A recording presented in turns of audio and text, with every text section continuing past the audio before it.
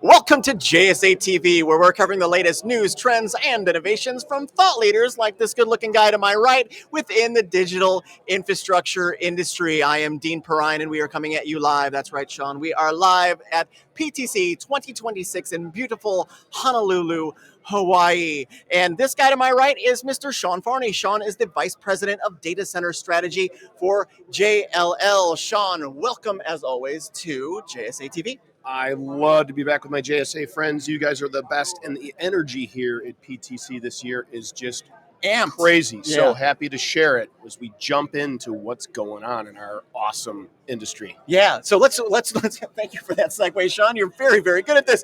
Okay, so we're going to start off with a case study of sorts. So imagine, viewers, JLL identifies a 3 trillion, that's with a T, 3 trillion data center supercycle. But power availability is now a big constraint. How is this reshaping what it is that you do at JLL? Yeah, well, that's the JLL recently published data center report, global data center report, coined this new term, new buzzword for 2026, investment supercycle. And the numbers are huge, 3 trillion. It's incredible. So amazing demand, and we're helping all of our clients answer to that demand. We're helping them find dirt, commission sites, bring power. But as you mentioned, we have a constraint. A constraint is availability of large tracts of power. For 20 years, it's been a lot of low-hanging fruit that's no longer around. But this just shows the innovation present in our industry and this amazing cycle of creative destruction that this power constraint steal all of created. this, Sean. Please do. Creative destruction is not mine. That's Schumpeter, a very famous economist. And he used a term to say that constraints drive innovation, which destroy the old and bring in the new. And that's exactly what's going on. You can feel it. You can totally feel it. There's so much talk here about new ways of doing power, and it's turned into a bring your own power site selection game. So our business has changed, and we're helping our clients find this power. And a lot of them are bringing their own, right? Bringing their own solutions. And we're multi-sourcing fuel. And now you see, if you walk the floor over here, you see natural gas is quickly becoming the leader to supplement these constraints that we're seeing with grid connectivity. So creative destruction, super cycle, 3 trillion. We're not slowing down, and the invisible hand of the market is solving this problem. You know, you mentioned natural gas, so we're going to go off script immediately, Sean. So, I feel like it was like 2-3 years ago we were talking about all the real sexy ways to bring your own power. Nuclear being kind of like the one that people were tossing around more. But you're right, natural gas is quickly becoming a kind of the power du jour. It is the Goldilocks solution because it's pragmatic, it's practical, and it's can be delivered quickly. So nuclear is still the penultimate solution. Yeah. We're still a few years away. We're working on this. The administration currently is trying to help reduce the regulatory burden, do things like provide fuel. But natural gas is available. It's now trusted, and there are use cases from other industries. So hyperscale clients today, as long as you have a grid connection, natural gas is a valid and low-risk solution for backup power. And in many cases, we're seeing it being used as primary power. So it is one of the elements of the creative destruction. It is a new fuel source. We've bobbed and weaved, so to speak, with the constraints, and we're bringing nat gas on, and we're seeing deployment along the natural gas transmission lines in the U.S. at least. So an amazing new field that really just launched in the last 2 years. Yeah, I love it, Sean. Thank you for working with me on going off script. But back to it, nobody gets out of the JSA TV hot seat without talking about AI, as you might imagine.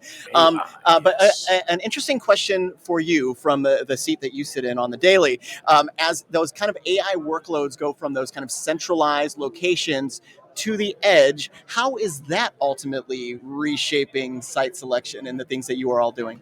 Yeah, so AI is moving from training to inference where all the money is made. Yeah. So every company in the world is going to have to do inference. A lot of times they have to do it on-prem or close because of latency or other legal or regulatory concerns. And that's okay. So what we're seeing it driving is perhaps, I hate to use the word edge because it's very nebulous. And this is coming from an edge data center founder. Whose right? definition are we using, Sean? That's right. What we're seeing are smaller facilities because of the density of AI inferencing infrastructure. You know, this GPU infrastructure and servers.